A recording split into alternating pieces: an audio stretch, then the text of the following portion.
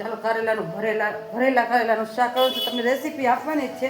આપણે ભરેલા કારેલાની શાકની રેસીપી આપશું. તો આપણે છે ને આવી રીતે ઉપરથી કાઢી નાખ્યું છે અને આમ જો આવી રીતે છોલી નાખવાનું. ઉપર જે હોય ને એ વધારાનું એ કાઢીને અને અહીંયા આપણે છોલી નાખ્યા છે કારેલા અને છોલીને અને રીતે કટ લગાવી દેવાની. આ રીતના કટ લગાવી દેવાની અને અહીંયા ગરમ પાણી મૂકી દીધું છે ને એમાં છે ને આપણે નાખી દેવાનું અને એમાં મીઠું નાખવાનું.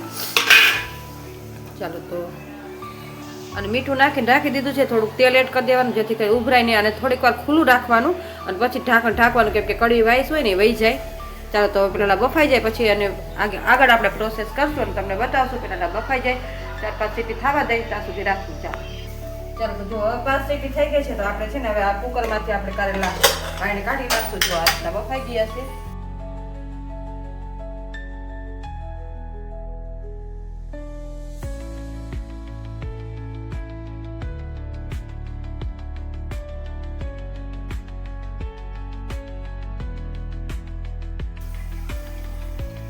જો કારેલા બાફીને કમ્પ્લીટ કરી નાખ્યા છે કાઢી લીધા છે. હવે આને છે ને અંદરથી આપણે બી કાઢવાના છે. ચાલો બી કાઢી લઈએ. એના છે ને ધોઈ નાખવાના એટલે કડવું પાણી હોય ને એ વયું જાય કે બાફવામાં છે થોડી કડવાશ હોય એટલે આ રીતના પછી પાણી કાઢી નાખવાનું. ચાલો હવે છે ને જો આમાંથી આપણે કટ લગાવી છે ને ત્યાંથી આપણે બી કાઢવાના છે. તો ચાલો બી કાઢી નાખીએ. આ રીતના છે બી કાઢી નાખવાના અંદરથી. કોઈક બાફવા મૂકે તો અહીંયા અંદરથી ને બી કાઢીને બાફવા મૂકી શકાય પણ આપણે પછી કાઢીએ એટલે કાઢવા હેલું રહે. આ રીતના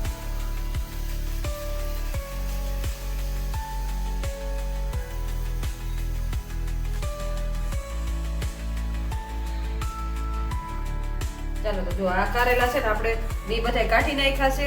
હવે આમાં છે ને આપણે મસાલો ભરવાનો છે. તો ચાલો મસાલાની રેસીપી આપી દઈ અને મસાલા કેવી રીતે બનાવી. ચાલો તો મસાલામાં છે ને પેલા તો જો આ માંડવીનો ભૂકો લઈ લેવાનો છે. આમાં થોડા તલનો ભૂકો નખાય પણ આપણે અત્યારે નાખવો હોય તો નાખી શકાય આપણે થોડા તલ પણ આપણે અત્યારે તો મગફળીનો ભૂકો લીધો છે. મગફળીનો ભૂકો લઈ લેવાનો. પછી એમાં છે ને ચણાનો લોટ એડ કરવાનો.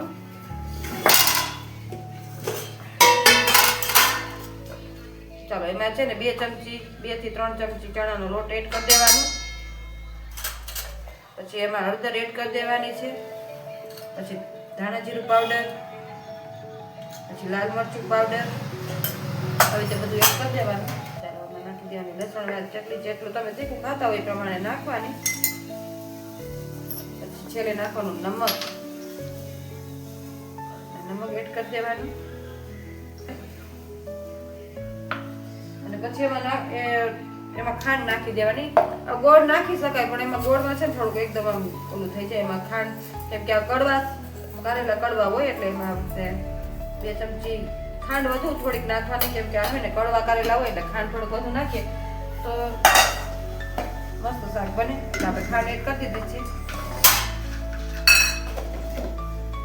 ચાલો હવે બધા મસાલા એડ કરી દીધા છે. હવે એમાં નાખી દઈશું તેલ.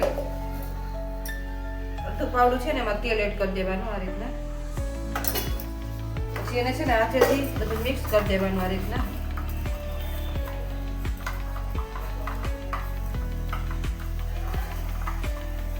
એકદમ બધું મિક્સ થઈ જાય ત્યાં સુધી મિક્સ કરી રાખવાનું આ રીતના. કેમ કે આમાં લસણવાળી ચટણી નાખી છે આપણે એટલે લસણવાળી ચટણી છે ને આપણે આમ ભાંગવી પડે કેમ કે ગાંગડા ન થઈ જાય એટલે.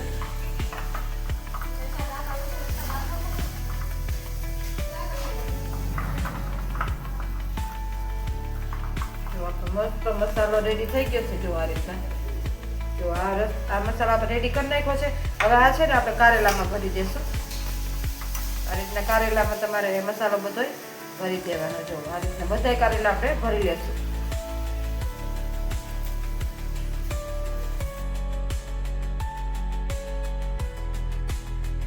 ચાલો તો આપણે અહીં પેન મૂકી દીધું છે. એમાં નાખી દઈએ આપણે તેલ. એમાં 2 પાવડા તેલ એડ કરી દીધું છે. આપણે કારેલા ઓછા છે એટલે 2 પાવડા તેલ મૂક્યું છે. જાજુ આપણે શાક હોય તો જાજુ તેલ નાખવાનું. અને પછી એમાં આપણે લસણના કરીએ છે ને જ આપણે આ ટેસ્ટ બહુ લસણની કર્યું નાખીએ તો બહુ ટેસ્ટ મસ્ત આવે એટલે આપણે આમાં લસણ એડ કરી દેવું.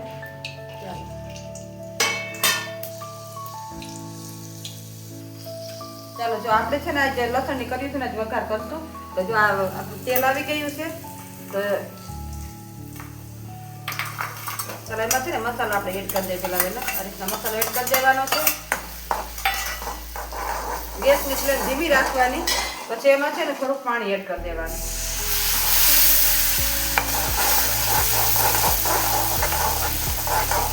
આમાં થોડુંક પાણી એડ એટલે કરવાનું કે આમાં છે ને મગફળીના દાણા નહીં કરશે ને ભૂકો એ ચડી જાય સરસ રીતે.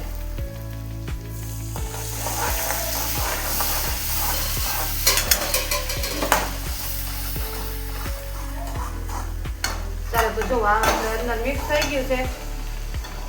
આમાં બધા ચાલો જો આ મિક્સ થઈ ગયું છે તો આમાં છે ને આપણે કારેલા એડ કરશું. આ રીતના બધા કારેલા અંદર એડ કરી દેવાના મસાલામાં, પછી શું બધું મિક્સ કરી દેવાનું.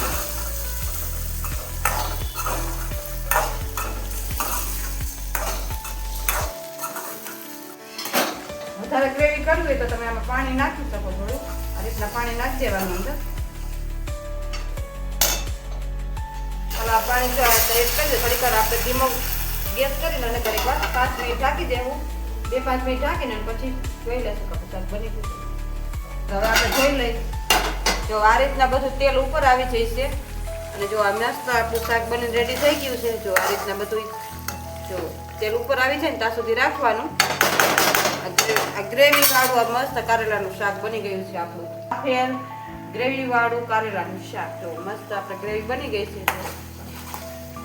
ચાલો હવે આને ગેસને